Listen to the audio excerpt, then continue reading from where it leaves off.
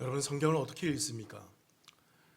성경을 읽고 해석하는 방법 가운데 여러 가지가 있지만 그 중에 아주 의미 있는 한 방법이 있어요. 이런 방법이 있습니다. 따라해 보세요. 계시의 점진성. 이게 좀 말씀 어렵지만 이 말의 뜻은 뭐냐면요, 성경을 단편적으로 볼 때는 단순한 하나의 사건으로만 이해될 수 있다는 거예요. 아주 평이하게. 그러나 이 성경의 전체 내용을 신구약 전체로 보고 하나님의 섭리와 구속사의 그 과정 가운데 전체를 하나의 통으로 이해하게 될 때 더 깊은 의미를 발견할 수 있게 된다는 거죠. 그러니까 계시의 점진성이라는 말은요, 문자적으로 해석하면 이런 의미가 되는 거예요. 계시가 점점 더 좋아진다, 그런 의미일 수 있습니다. 그러나 이런 문자적인 의미보다는 이런 의미가 더 맞아요. 계시가 점점 더 선명해진다. 계시가 점점 더 밝아진다는 거예요. 예를 들면 이런 것입니다. 우리가 샤워를 하고 욕실 안에서 나의 얼굴을 보기 위해 습기 가득한 거울을 보면 흐릿하게 보이잖아요. 그런데 그 습기를 다 걷어내고 깔끔하게 거울을 정리한 후에 바라보면 선명한 나의 얼굴을 볼 수 있게 된다는 거죠. 계시의 점진성이 이렇다는 것입니다. 성경에 나오는 여러 가지 사건이나 하나님의 말씀들, 그 계시가 단순히 구약에 있었던 그 사건 하나로만 바라보면 쉽게 깨달아지지 않고 오해될 수도 있다는 거예요. 잘 모를 수 있다는 것입니다. 그러나 신약과 구약에서 흘러오는 신약, 예수님으로 말미암아 성취되는 그 모든 구속사의 과정들을 놓고 하나님의 뜻과 그 섭리의 과정들을 우리가 이해하면서 성경을 들여다보게 되면 이 성경의 말씀들이 밝히 이해되고 그제서야 깨닫게 된다는 거죠. 이게 계시의 점진성이라는 거예요. 그래서 신학적으로, 성경 해석학적으로 이것이 매우 중요한 해석하기 한 방법인 것입니다. 예를 하나 들면, 제가 이 창세기 22장에 있는 말씀을 예전에 한번 충분히 몇 주간에 걸쳐서 설명했던 적이 있습니다. 아브라함이 이삭을 데리고 모리아 산에 올라가는 그 장면을 제가 세밀히 설명드렸던 것이 있어요. 여러분 기억나십니까? 짧게 몇 가지 말씀드려 볼게요. 첫 번째로, 아브라함이 아들 이삭을 데리고 모리아 산까지 사흘길을 갔다고 되어 있어요. 사흘. 뭔가 연상되는 게 없어요? 또 두 번째로, 이삭이 자신을 죽이는 그 나무, 그 아버지 아브라함이 그 이삭을 죽일, 제물로 바칠 그 나무를 그 아들 이삭에게, 잔인하게도 아들 이삭에게 직접 지게 만들어요. 그러니까 이삭이 자기가 죽을 나무를, 자기가 제물로 바쳐서 죽을 나무를 직접 메고 모리아 산으로 올라가는 모습. 뭔가 연상되는 게 없으세요? 세 번째로, 이삭은 또한 자신을 죽이는 아버지에게 아무런 반항하지도 않습니다. 히브리인들은 이것을 아케다 사건이라 그래요. 아버지가 자신을 올가매고 칼로 찔러 죽이려고 하는데 성경 어디에도 이삭이 반항했다는 흔적이 나오지 않습니다. 이것을 절대 순종이라는 거죠. 아주 이상한 모습이라는 거예요. 누군가 연상되는 게 없으세요? 또 네 번째로, 이삭을 대신해서 그 수풀에 어떤 짐승이 뿔이 걸려져 있죠? 어린 양이 기다렸다는 듯이 예비되고 준비되어 있는 모습이 그 가운데 그려져 있다는 것입니다. 그리고 다섯 번째로, 아브라함은 이 모든 일련의 과정들을 경험한 다음에 그가 하나님의 이름을 부르면서 고백했던 이름, 그것이 무엇이죠? 여호와 이레라는 거죠. 하나님께서 준비하셨다의 고백. 여러분, 이 창세기 22장의 이 일련의 과정들을, 모리아의 산의 사건들을 그냥 창세기의 일 말씀만 놓고 본다면 뭔가 드문드문 연상되는 건 있지만 자세하게 알지는 못하는 거예요. 어떤 사람들은 이 이야기를 가지고 그저 하나님께서 인신공양을 원하는 걸까? 야, 기독교도 별거 아니네. 고대 사회에서 기독교도 하나님이 인신제물을 원하시는 그런 악한 신일 뿐이네 라고 오해하는 경우도 있다는 거죠. 그러나 여러분, 우리가 이것을 구약과 신약, 예수님의 오심을 놓고 전체적으로 이 계시의 점진성, 성경의 그 맥락을 가지고 하나님의 섭리와 뜻을 가지고 이 말씀을 들여다보면 전혀 다른 차원에서 이 말씀이 이해되어진다는 거죠. 자, 설명드렸잖아요. 수천 년이 지난 후에 이 모리아 산에서 동일하게 누가 나무를 지고 올라가요? 똑같은 장소에 누가 나무를 지고 올라가요? 예수님이 그 장소에 올라가셨다고. 그 장소에 자기가 죽을 그 나무를 짊어지고 올라가서 사흘 동안 죽으시는 장면이 그 수천 년 뒤에 그 자리에 동일하게 진행된다는 것입니다. 그래서 예수님은 이런 방구 원망도 하지 않고 절대적으로 자신을 모함하고 자신을 죽이시는 하나님과 그 인간들 앞에서 아무런 원망도 하지 않고 온전히 죽으시는 아케다 사건, 절대 순종의 모습을 보인다는 거죠. 그리고 더 나아가서 아브라함이 고백했던 여호와 이레, 제가 그때 설명드렸어요. 이 여호와 이레가 단순한 하나님이 예비하셨어 이런 고백이 아니라고 말씀드렸죠. 성경은 그 따위에, 그 정도 따위에 그런 기록이 있는 성경이 아니에요. 성경을 그렇게 보시면 안 돼요. 그래서 성경을 오해하고 신앙을 잘못 사는 것입니다. 그저 하나님 나를 위해서 준비해 주신 하나님, 예비하신 하나님, 그런 거 아니에요. 여호와 이레, 이 이레라는 말이 준비하신다는 말이지만 이 말씀에서 문법적으로 이게 미완료태라고 기록되어 있잖아요. 앞으로 하나님께서 이와 같은 일을 여기서 준비하실 것이다 라는 고백인 거예요. 아브라함은 보았던 것입니다. 그 모리아산에서 앞으로 임하게 될 그 메시아, 그 도래하게 될 메시아, 오실 메시아를 그는 보고 고백하는 믿음의 고백이 여호와 이레였던 거예요. 처음에는 이해할 수 없는 그 일을 하나님 진행하셨지만 왜 아들을 죽이라 그럴까? 왜 그리로 가라 그럴까? 이해할 수 없었지만 그 모든 일련의 과정들을 다 지나고 나서 깨닫게 되는 거예요. 아, 하나님이 나를 시험하시는구나. 하나님 나를 테스트하시는 곳이구나. 하나님이 이와 같이 앞으로 언젠지 모르겠지만 이 산에서 이와 같은 일을 진행하실 것이구나. 그래서 여호와 이레, 하나님이 이와 같은 일을 이곳에서 진행하실 거야. 이것은 신앙 고백이에요. 아브라함이 오실 메시아를 바라보면서 기뻐하면서 믿음의 고백을 터뜨리는 고백이 여호와 이레의 고백인 거죠. 그러니까 여러분, 계시의 점진성, 단순히 성경의 한 구절만 보면 이해 못하지만 하나님의 섭리와 구속의 과정들을 전체를 놓고 이 말씀들을 재해석해보면 그 안에 깊이 있는 말씀의 의미가 드러난다는 것입니다. 마태복음 1장 22절, 제가 한번 읽어볼게요. 오늘 말씀 읽어볼게요. 이 모든 일이 된 것은 주께서 선지자로 하신 말씀을 이루려 하심이니 이르시되, 예수님께서 탄생하신 사건이 단순히 그냥 예수님이 툭 튀어나온 게 아니고요, 단순히 예수님이 태어난 그런 일이 아니고 선지자로 하신 말씀을 뭐 하려 하심이다? 이루려 하심이라는 거예요. 제가 이 이루려 하심이라는 단어를 여러 차례 설명드렸습니다. 이것이 마태복음과 특별히 이 복음서에서 이 단어가 의미 있게 쓰고 있어요. 성경은 함부로 기록되어 있는 책이 아니에요. 단어 하나하나마다, 그 이야기 하나하나마다 아주 의미 있게 배치되어 있습니다. 그래서 이 이루려 하심, 이 말이 헬라어로 플레로란 말인데 이게 채우다, 완성하다, 성취하다라는 의미예요. 그러니까 예수님의 태어나심은 단순히 그냥 나온 게 아니라 구약에서 계속적으로 하나님께서 선지자를 통해서 예언하신 말씀들의 결정체였다는 것입니다. 예수님은 구약에서 선지자를 통해서 하신 그 말씀들이 이 예수님의 태어나심으로 말미암아 성취되고 이루어지고 이젠 때가 차서 채워져서 이 땅 가운데 나왔다는 것입니다. 그전에는 알지 못했어요. 그 말들이 무슨 말인지, 그 예언들이 무슨 말인지, 구약에서 그 선지자들이, 또 구약에 있는 이스라엘 백성들이 그 말씀을 읽으면서도 이게 무슨 말인지 몰랐다고요. 그런데 예수님이 오심으로 말미암아 이제 그 모든 구약의 예언들이 선명히 밝혀지고 드러나게 되었다는 것입니다.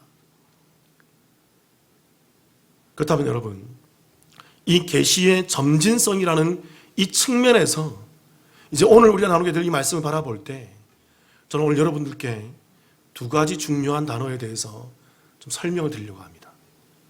오늘 본문이 우리에게 던져주는 중요한 단어가 무엇이 있을까요? 첫 번째는 요셉이라는 인물입니다. 우리가 지난번에도 요셉이라는 인물에 대해서 좀 살펴봤지만 오늘은 이 계시의 점진성이라는 측면에서 이 요셉이라는 인물을 신구약적으로 좀 비교해 드릴게요. 이 인물이 굉장히 의미가 있는 인물. 이 계시의 점진성으로만 봐야만 하나님께서 왜 요셉에게 예수님이 태어나게 했는지가 선명히 드러나요. 자, 몇 가지 질문을 드려보겠습니다. 성경을 아는 분들만 대답할 수 있죠.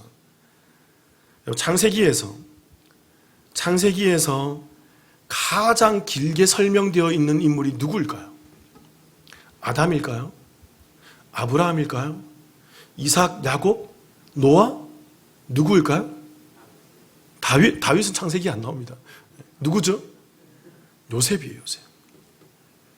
여러분, 아브라함이 창세기 굉장히 중요한 인물로 나오지만 아브라함도 설명은 총 10장밖에 기록되어 있지 않습니다. 그러니까 요셉에 대한 이야기는 14장 이상이나 기록되어 있어요. 꽤 많은 부분을 할애해서 요셉을 설명하고 있어요. 길게 설명하고 많이 설명한 것은 중요하기 때문에 그렇습니다. 또 두 번째 질문 드려볼게요, 여러분. 창세기에서 유일하게 흠이 없는 인물이 누굴까요? 그 인물도 누굴까요? 아담? 아브라함도 흠이 있잖아요. 이삭, 야곱, 노아도 의인이었지만 그가 노아의 홍수 이후에 술을 마시고 벌거벗고 누워 있었던 모습이, 그래서 그 아들들이 죄를 범하게 되는 모습이 노아의 모습이었잖아요. 그런데 유일하게 창세기에서 흠을 찾아볼 수 없는 인물이 유일하게 요셉이 그렇다는 것이죠. 근데 요셉에게도 흠이 있어요. 어떤 흠이었죠? 그가 꿈 때문에 그 치기 어린 마음으로 형들에게 또 아버지에게 자랑하듯이 말하는 그 모습. 그러나 여러분, 요셉은 어린 나이였어요. 어린 나이에 그 정도로 말하는 것이 흠일 수 있을까요? 저와 여러분 다 그랬잖아요. 흠이라기보다는 충분히 그럴 수 있는 그런 모습인 것입니다. 또 하나 여러분, 이런 질문 드려볼게요. 요셉이 노예로 팔려갔을 때, 또 요셉이 모함에 의해서, 또 그러한 비난에 의해서 감옥에 들어갔을 때, 잘 보세요. 요셉이 원망한 흔적이 있습니까?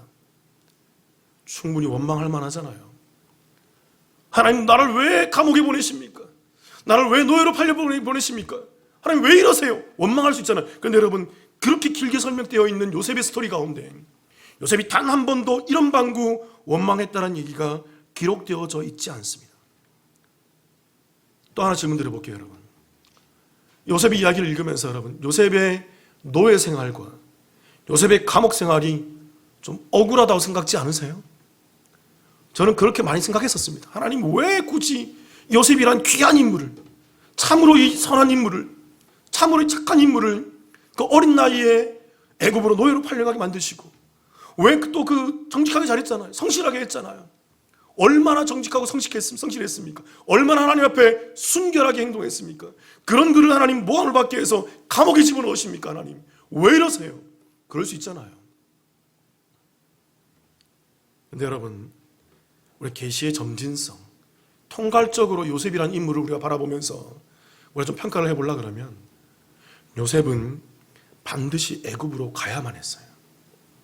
애굽으로 노예로 팔려가고 감옥에 들어가서 왕의 꿈을 해석해서 총리 대신으로 등극해야만 했어요. 왜 그럴까요? 하나님 요셉이라는 인물을 어떻게 쓰고 있죠? 요셉을 통해서 야곱과 그의 아들들이 기근 속에서 요셉을 통해서 어디로 들어와요? 애굽으로 들어와서 정착하게 만든다고. 거기서 400년 동안 왕성하게 만든다고. 성경에 기록되어 있잖아요, 출애굽기. 그들이 그 민족 애굽 사람들보다 더 왕성했다고, 더 강성했다고. 왕성하게 만들어서 하나님께서 궁극적으로 진행하고자 하는 일이 무엇이었습니까? 400년 뒤에 뭘 진행하시죠? 출애굽을 진행하시는 거예요. 출애굽을 진행하시고 10가지 제한 가운데 6월절 지나서 출애굽을 진행하고 홍해를 가르고 광야를 지나 가나안 땅에 들어가게 만드시는 하나님의 구원의 대서사시를 진행하게 하신다고요. 그렇게 여러분, 요셉은요 반드시 애굽으로 들어가야만 하는 것입니다. 요셉의 애굽의 사건은 우연이나 악연이 아니고요, 필연적인 거예요. 구원의 대 하나님의 섭리 가운데에서, 계시의 점진성이라는 이 측면 가운데서 바라보면 요셉이 그대로 들어간 이유는 충분히 그럴 만한 이유가 있는 것입니다. 하나님이 섭리 가운데 그를 들어 쓰시는 거예요. 창세기 요셉은요, 자, 정리를 해드리면 이런 것입니다. 창세기 요셉이라는 인물은 구원받아야 될 이스라엘 백성들, 이제 출애굽을 하고 광야 생활을 하며 가나안에 들어가야 될 이스라엘 온 백성들을 창세기 요셉이 애굽에서 받아주고 보존시키는 역할을 하는 그 중요한 보존자의 역할을 하는 사람이 누굴까요? 창세기의 요셉의 모습이에요. 잘 이해하셔야 됩니다. 그러면 이제 오늘 설명하려고 하는 마태복음에 나타나는 요셉의 모습은 뭘까요? 자, 이렇게 설명드릴게요. 이 땅에 구원자로 오시는 예수 그리스도를 바라보면서 성령으로 잉태된 사실이 너무나 두렵고 떨리고 부담되는 일이지만 그럼에도 불구하고 굳이 자신의 아들로 입적시키고 받아들이는 인물이 마태복음의 요셉이라는 인물이에요. 여러분, 이 창세기의 요셉이라는 인물과 마태복음의 요셉이라는 인물은 닮아 있습니다. 이름도 같고요. 그리고 그들이 역할하는 모습이 같다고요. 온 이스라엘을 받아주는 입장과 구원받아야 될 온 이스라엘을 받아주는 입장과 이 땅에 구원자로 오시는 그 메시아 예수를 성령으로 잉태하는 그 아기 메시아를 받아주는 입장을 공히 역할을 감당하고 있는 것이 이 두 사람의 모습이라고, 한 그림이라고요. 여기서 지나지 않습니다. 여러분 한번 놀라실 거예요. 아마. 질문 하나 더 드려볼게요. 창세기에 나오는 요셉의 아버지의 이름이 뭐죠? 아브라함, 이삭, 야곱. 이 야곱의 11번째 아들이 누굽니까? 요셉이죠. 그럼 요셉의 아버지는 누구죠? 설명이 이해가 안 되세요? 요셉의 아버지가 이름이 뭐죠? 야곱인 거죠. 그럼 제가 어떤 질문 드릴까요, 여러분? 마태복음에 나오는 이 요셉이라는 인물의 아버지의 이름은 뭘까요? 어떻게 아세요? 마태복음 1장 16절 같이 한번 읽어보겠습니다. 1장 16절 시작. 야곱은 마리아의 남편 요셉을 낳았으니 마리아에게서 그리스도라 칭하는 예수가 나시니라. 여러분, 공교롭게도 창세기에 나오는 요셉의 아버지의 이름도 야곱이고요, 마태복음에 나오는 요셉의 아버지의 이름도 동일하게 야곱인 거예요. 이게 우연이라고 생각하세요? 창세기에 구원받을 백성들을 거둬들이는 그 인물이 요셉이라는 인물과 마태복음에서 구원자로 오시는 분을 거둬들이는 요셉이라는 인물을 생각해 볼 때, 그리고 그들의 아버지의 이름이 야곱이라는 것을 우리가 생각해 볼 때 이것은 우연이라고 하기에는 너무나도 어색한 필연인 거죠.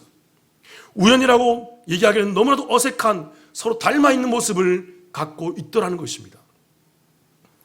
여기서 끝나는 게 아니에요. 더 중요한 모습이 하나 더 있어요. 마태복음 2장 13, 14절입니다. 제가 한번 읽어볼게요. 그들이 떠난 후에 주의 사자가 요셉에게 현몽하여 이르되 헤롯이 아기를 찾아 죽이려 하니 일어나 아기와 그의 어머니를 데리고 어디로 피시나요? 애굽으로 피하여 내가 내게 이르기까지 거기 있으라 하시니. 14절 같이 읽겠습니다. 시작. 요셉이 일어나서 밤에 아기와 그의 어머니를 데리고 애굽으로 떠나가. 여러분 잘 보세요. 창세기에서 야곱과 그의 아들들이 총리 대신인 이 요셉에 의해서 애굽으로 들어갔습니다. 하나님께서 들어가라 그랬어요. 애굽으로 들어갔습니다. 그런데 이 마태복음에서도 예수님과 요셉이 함께 요셉이 예수님을 데리고 아기 예수를 데리고 어디로 들어갑니까? 어디로 들어가죠? 애굽으로 들어가는 모습이 그려지고 있어요. 성경이 이것을 설명해 놓고 있어요. 그리고 결정적으로 15절입니다. 이 말씀 때문에 그래요. 같이 한번 읽어볼게요. 15절 시작.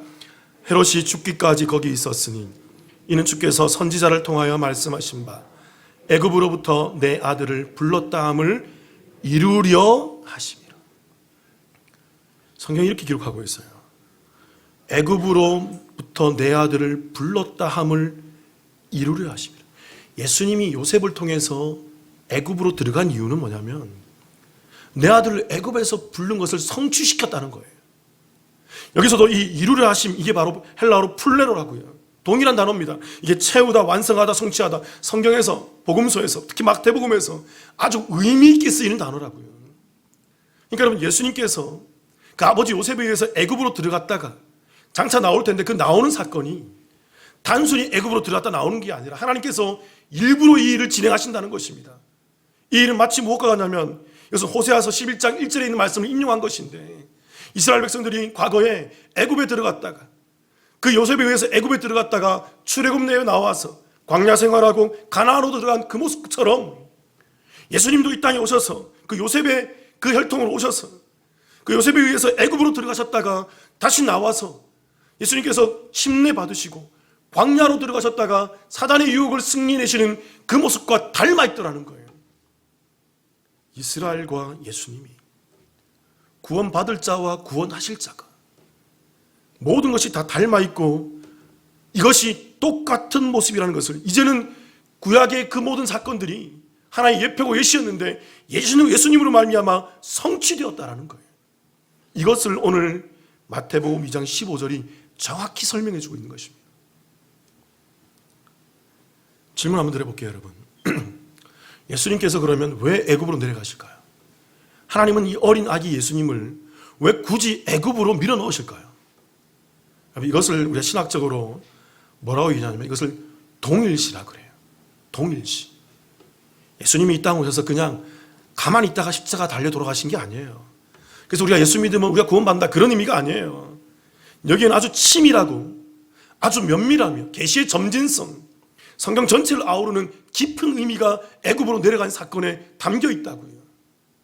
여러분, 예수님이 이 땅에 오셔서 애굽으로 내려가신 이유는 실패한 이스라엘의 삶을 살기 위함인 거예요.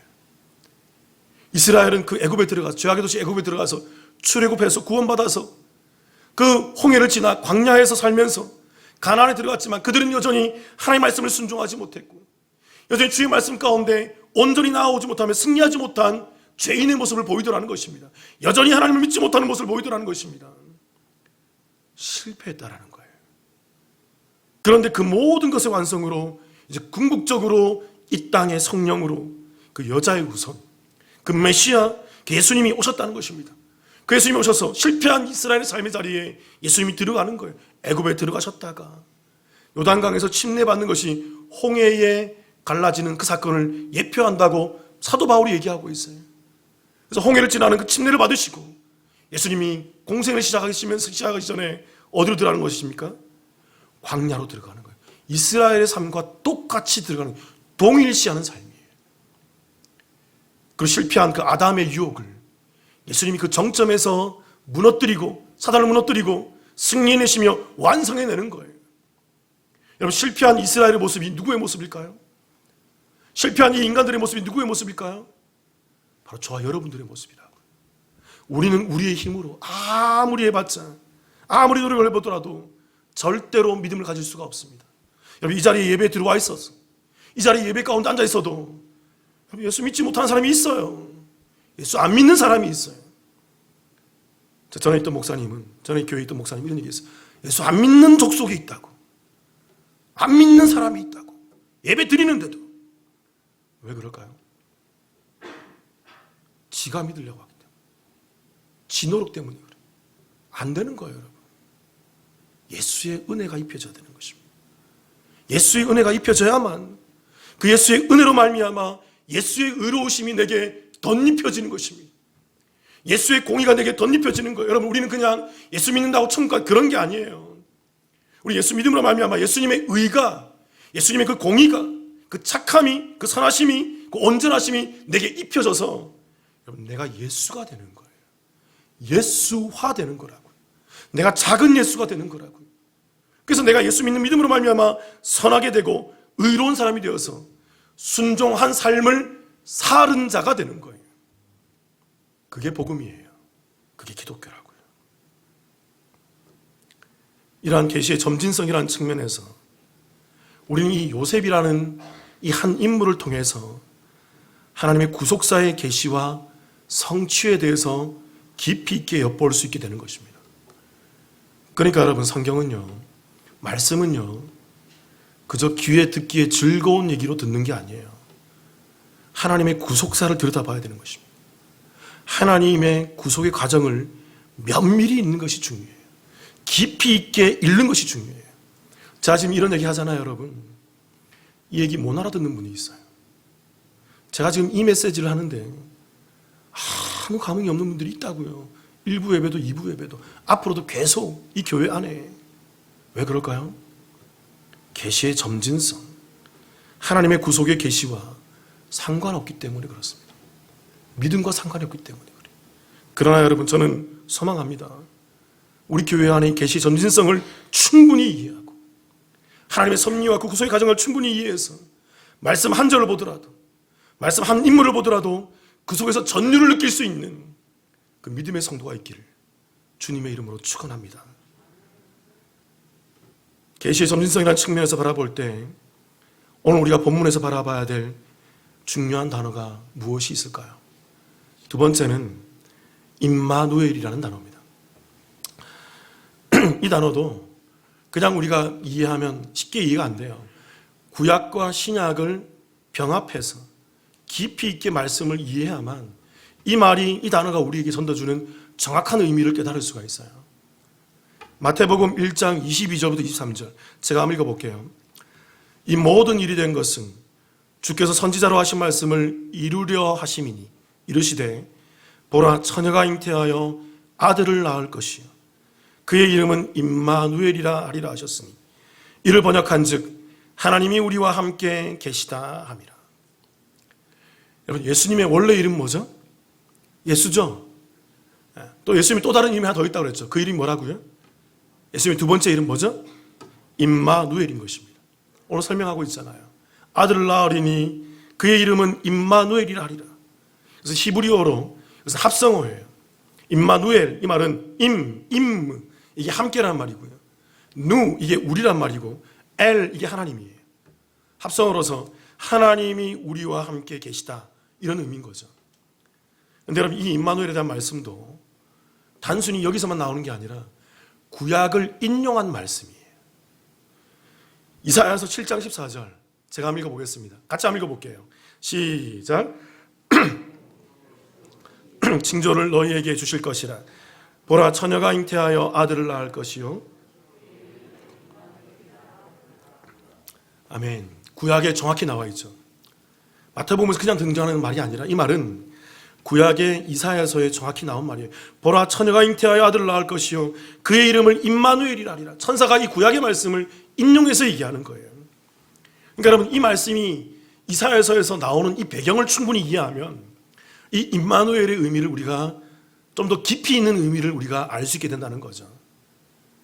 이 말씀의 배경은요, 이스라엘은 솔로몬 이후에 남유다와 북이스라엘로 나눠집니다. 우리나라가 남북으로 나눠졌듯이.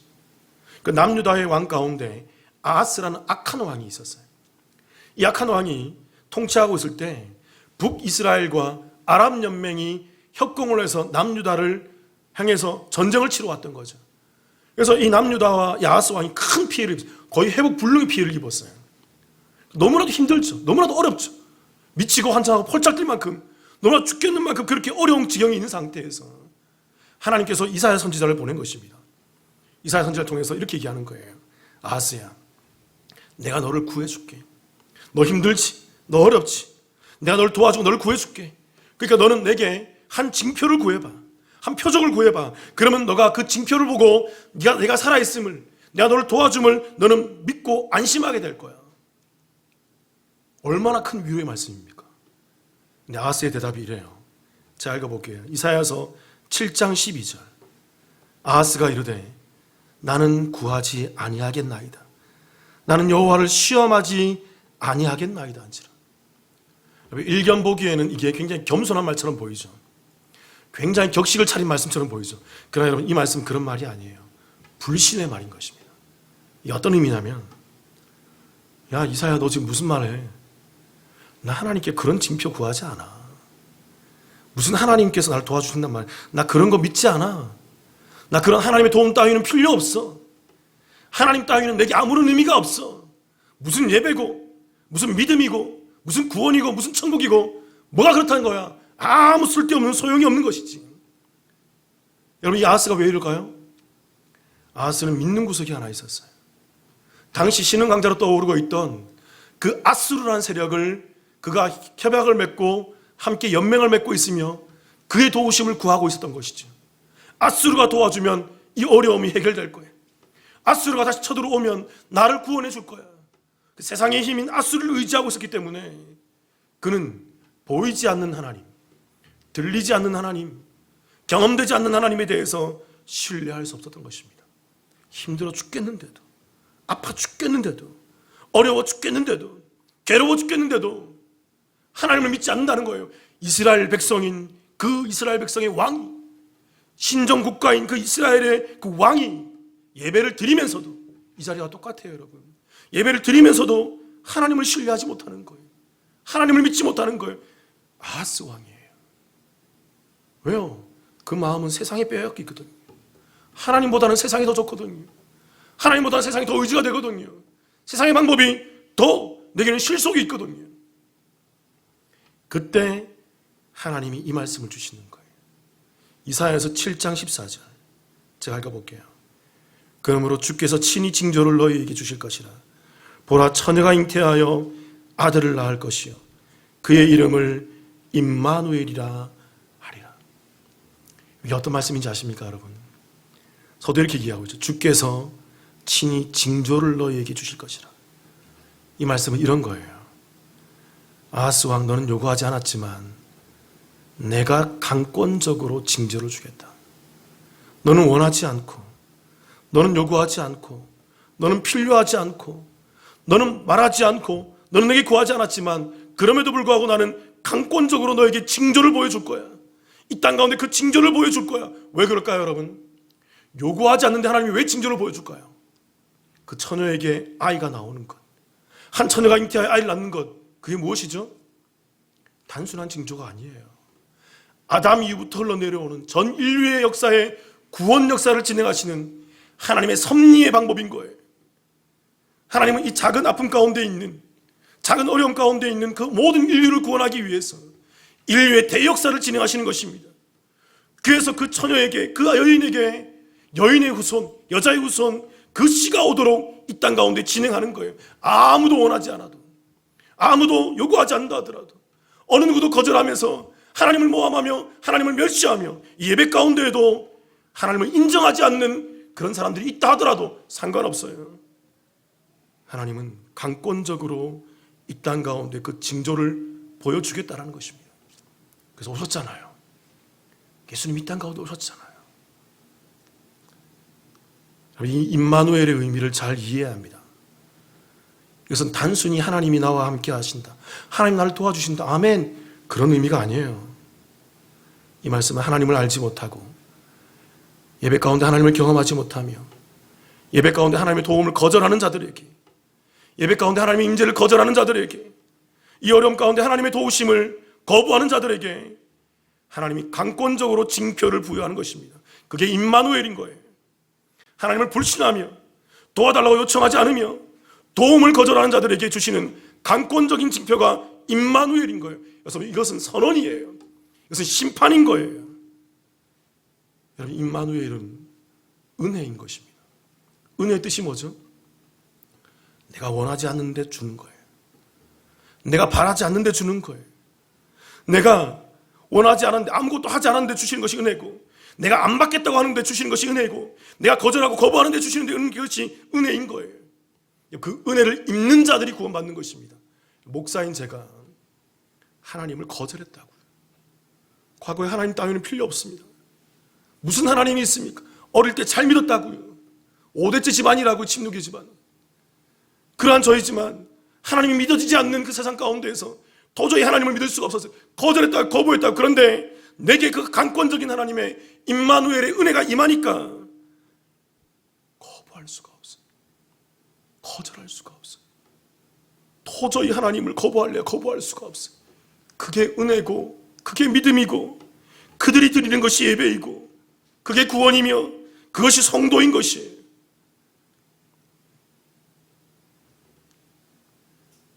이 은혜의 징표로 처녀가 잉태하여 아들을 낳는 것입니다. 여자의 후손으로 그 씨가 이 땅 가운데 온 거예요. 아무도 원하지 않았잖아요. 아무도 요청하지 않았잖아요. 왜 오냐고. 무슨 그 따위 방법으로 이 땅 가운데 오냐고. 그게 무슨 구원이냐고. 그게 무슨 평화냐고. 그래서 그 믿는 이스라엘 백성들이 그 하나님을 거부했잖아요. 그 오신 메시아를 거부만 했습니까? 십자가에 매달아 달려 죽여까지 했잖아요. 그게 이 땅의 모습인 것입니다. 여러분 잘 아셔야 돼요. 이 이스라엘의 모습, 이 아하스 왕의 모습, 이 모습이 누구의 모습인가요? 바로 저와 여러분의 모습이에요. 그 돌짝밭에, 그 가시밭에, 그 길가밭에 그 여자의 후손, 그 씨가 떨어지는 거예요. 그런데 여러분 잘 아셔야 돼요. 그 씨를 받는 자들이 있고 받지 않는 자들이 있습니다. 그 씨를 받는 자들이 그 길가가 기경되어서 옥토가 되는 거예요. 그 씨를 받는 자들이 그 가시밭과 돌짝밭이 기경되어서 옥토가 되는 거예요. 근데 그 시간 떨어졌는데도, 지금 이 시간에 그 복음의 말씀이 선포되는데도 아무런 감흥이 없는 자들이 있어요. 그냥 길가예요, 돌짝이에요, 가시예요. 그들에게는 아무 소용이 없는 것입니다. 그렇게 여러분, 이 임마누엘의 말씀은요, 오늘을 살고 있는 저와 여러분에게 도전을 주는 말씀이에요. 특별히 코비드19로 인해서 오미크론으로 실제적인 병을 앓고 경험하고 있는 우리 시대의 모든 성도들에게 이런 말씀을 하는 거예요. 너 어렵지? 어려운 현실 가운데 힘들지? 근데 너 뭐 바라보고 있니? 세상 하나님 가운데서 누구를 선택하며 살고 있니? 예배 가운데서 누구를 보고 있니? 아수르니 하나님이니? 보라, 처녀하여 그 처녀가 잉태하여 아들을 낳았단다. 너는 원하지 않았지만, 너는 요구하지 않았지만 진짜 그 여자의 후손이 이 땅에 왔단다. 그 이름이 임마누엘인 것이야. 그래서 이 땅은 임마누엘 하는 자가 있고 임마누엘 못하는 자가 있는 거야. 하나님을 경험하는 자가 있고 하나님을 경험하지 못하는 자가 있는 거야. 예배 가운데 하나님을 예배하는 자가 있고 예배하지 못하는 자가 있는 거야. 이제 어떡할 거니? 여러분, 제가 목사로서 타는 심정으로 이해합니다. 이제 곧 때가 옵니다. 이제 곧 때가 와요. 어떡하시겠습니까?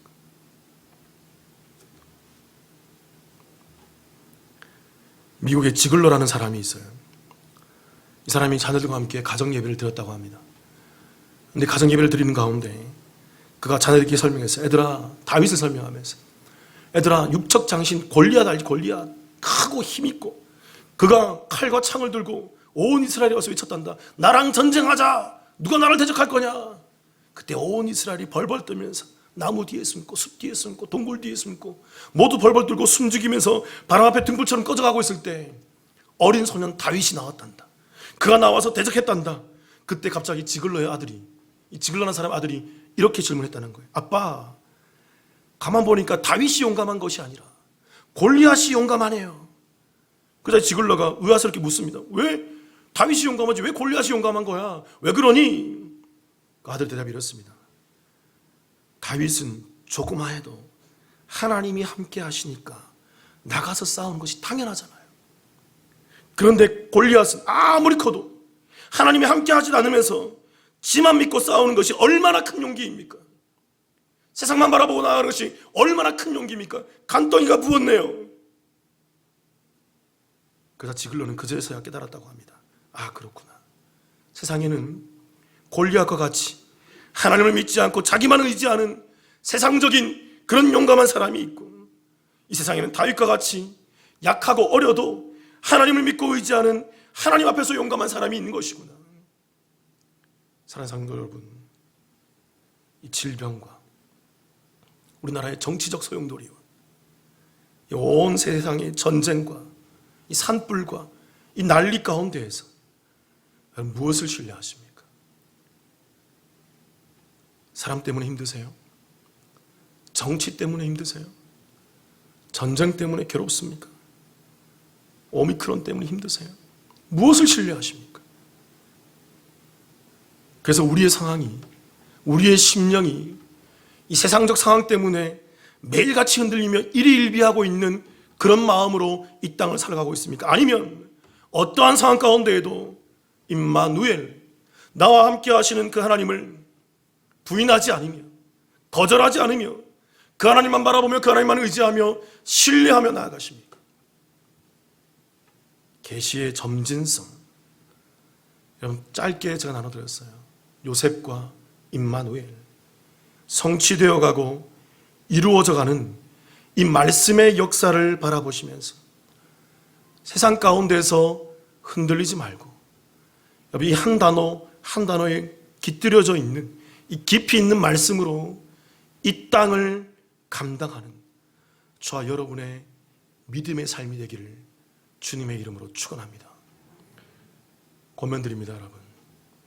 자, 일주일 동안 집에서 있으면서 계속 기도했어요. 하나님, 자, 다시 강대상에 서는 날 복음만 외치게 해주세요. 예수 믿지 않는 우리 성도님들에게 예수만 전하게 해주세요. 다시 한번 각인하고 올라왔습니다. 여러분, 예수 믿으세요. 예수 안 믿는 분, 정신 차리셔야 돼요. 예수 믿으셔야 돼요. 같이 한번 기도하시겠습니다.